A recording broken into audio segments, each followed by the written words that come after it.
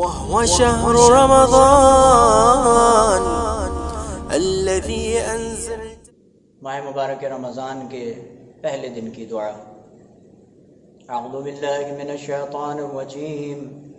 بسم اللہ الرحمن الرحیم.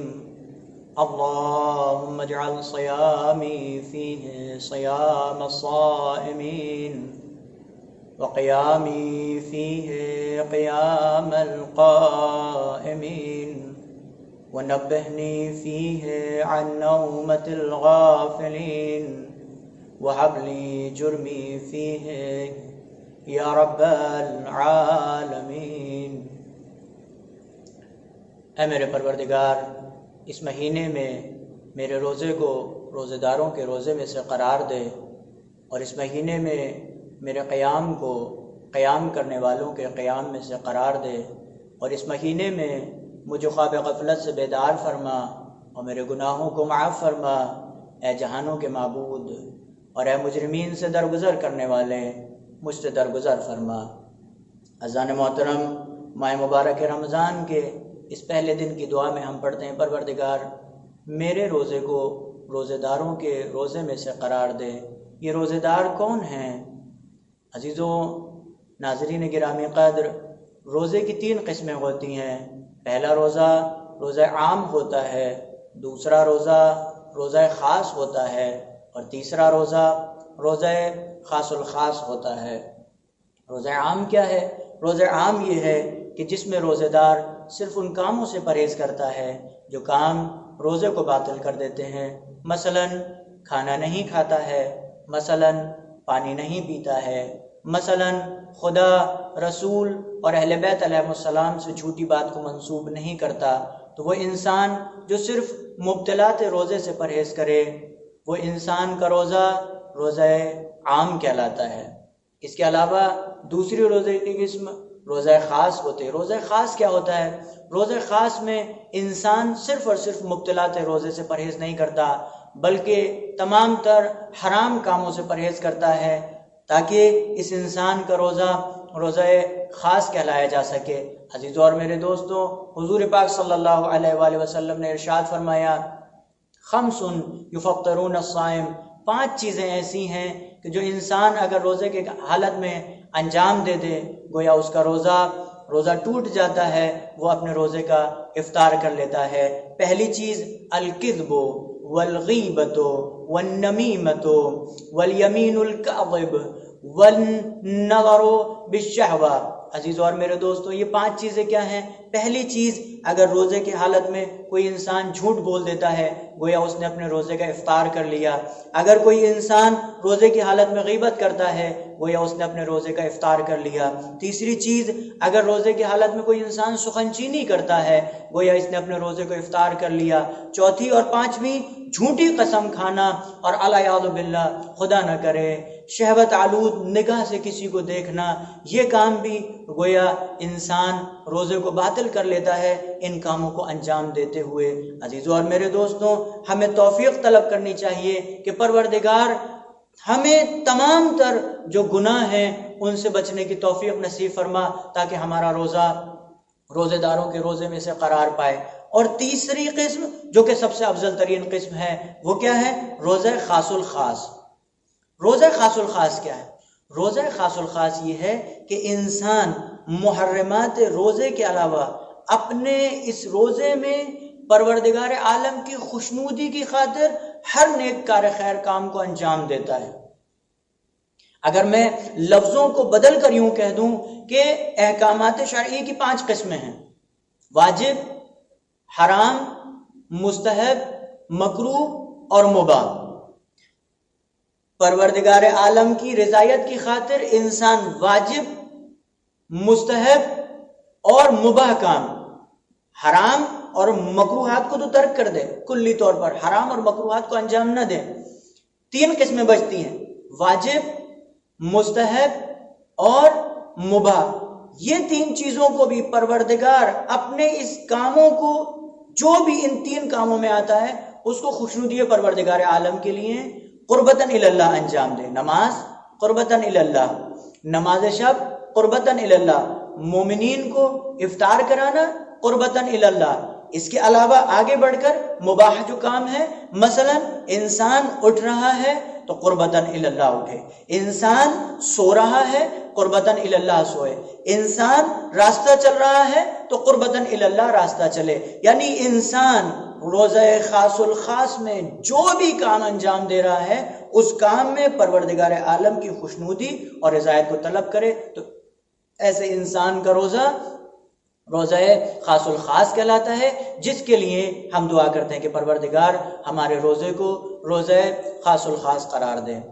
دوسری دعا، پروردگارا اللہم اجعل قیامی قیام الصائمین، قیام القائمین، پروردگارا ہمارے قیام کو قائمین کے قیام میں سے قرار دے۔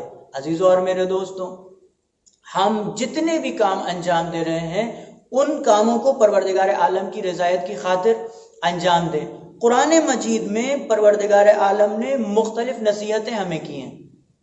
وہ قرآن مجید جو ہمارے لیے ہدایت کے لیے، ہماری ہدایت کے لیے نازل ہوا، وہ قرآن مجید جس میں پروردگار عالم نے ہمیں مختلف سبق دیے، لیکن ایک سبق، ایک نصیحت پروردگار عالم ایسی ہے کہ جس میں پروردگار کہتا ہے کہ ہم تمہیں صرف ایک نصیحت کرتے ہیں۔ یعنی اس کا مطلب وہ تمام تر نصیحتیں ایک طرف، یہ نصیحت ایک طرف۔ کیا ہے؟ پروردگار عالم ارشاد فرماتا ہے قل انما اعظکم بواحد، ہم آپ کو صرف ایک چیز کی نصیحت کرتے ہیں۔ اے پیغمبر آپ کہہ دیجئے کہ ہم تمہیں صرف ایک چیز کی نصیحت کرتے ہیں۔ وہ ایک چیز کیا ہے؟ ان تقوموا للہ مثنی وثلاثا، کہ تم اللہ کی رضایت کی خاطر، اللہ کی خاطر قیام کرو۔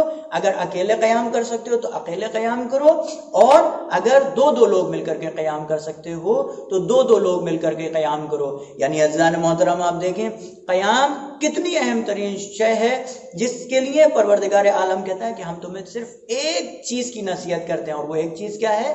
کہ تم اللہ کی رضایت کی خاطر قیام کرو۔ نماز شب پڑھیں تو اللہ کی رضایت کی خاطر، دوسری نمازوں کا قیام کریں تو اللہ کی رضایت کی خاطر، قربتاً الی اللہ، ہر کار خیر کے لیے اٹھ کھڑے ہوں اور پروردگار عالم کی رضایت کی خاطر ہر کار خیر کو انجام دیں۔ عزیزان محترم و ناظرین گرامی قدر، اور تیسری دعا آج کے دن کی کہ پروردگارا ونبہنی فیہ عن نومۃ الغافلین، مجھے اس مہینے میں خواب غفلت سے بیدار فرما۔ عزیزان محترم، معصومین ارشاد فرماتے ہیں الناس نیام اذا ماتوا فانتبہوا، انسان اس دنیا میں غفلت کی نیند سو رہا ہے، جب تک یہ انسان زندہ ہے غفلت کی نیند میں ہے، لیکن جب یہ انسان مر جائے گا فانتبہوا، جب یہ انسان اس دنیا سے رخصت ہو جائے گا تب یہ بیدار ہوگا۔ اللہ اکبر۔ پروردگار عالم سے پناہ طلب کریں، پروردگارہ اس مہینے میں مجھے خواب غفلت سے بیدار فرما۔ کیسی خواب غفلت؟ آپ دیکھیں قرآن مجید میں ارشاد ہوا وَلَوْ تَرَىٰ إِذِ الْمُجْرِمُونَ نَاكِسُو رُءُوسِهِمْ، اور آپ دیکھیں گے اے حبیب کچھ لوگوں کو جب مجرمین کو قیامت میں لے کر کے آیا جائے گا جن کے سر جھکے ہوئے ہوں گے عند ربہم، اپنے پروردگار عالم کے نزدیک، پھر وہ کہیں گے ربنا ابصرنا، پروردگار آج ہم دیکھنے والے ہو گئے، وسمعنا آج ہم سننے والے ہو گئے، فرجعنا نعمل صالحا، تو اے پروردگار اب ہمیں اس دنیا میں دوبارہ پلٹا دے تاکہ ہم نیک اعمال کو انجام دے سکیں، انا موقنون، ہم یقین کرنے والوں میں ہو گئے۔ عزیزوں اور میرے دوستوں، یہ انسان جب اس دنیا سے رخصت ہو جائے، بارگاہ پروردگار عالم میں پہنچ جائے، اب وہاں جا کر بیدار ہو تو کیا فائدہ؟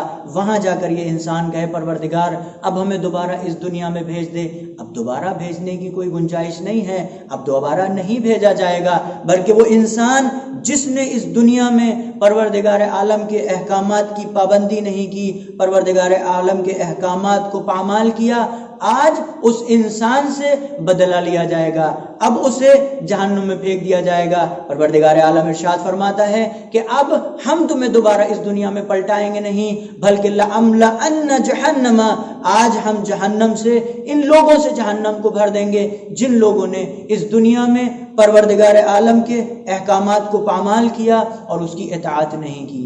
وَحَبْ لِي جُرْمِي فِيهِ یا الہ العالمین، اور اے مجرمین سے درگزر کرنے والے پروردگارہ مجھ سے درگزر فرما، عزیزوں اور میرے دوستوں، بہت اہم ترین دعا ہے، اپنے اس وقت کو غنیمت جانیں کہ ماہ مبارک رمضان پروردگار کا مہینہ ہم نے درک کیا۔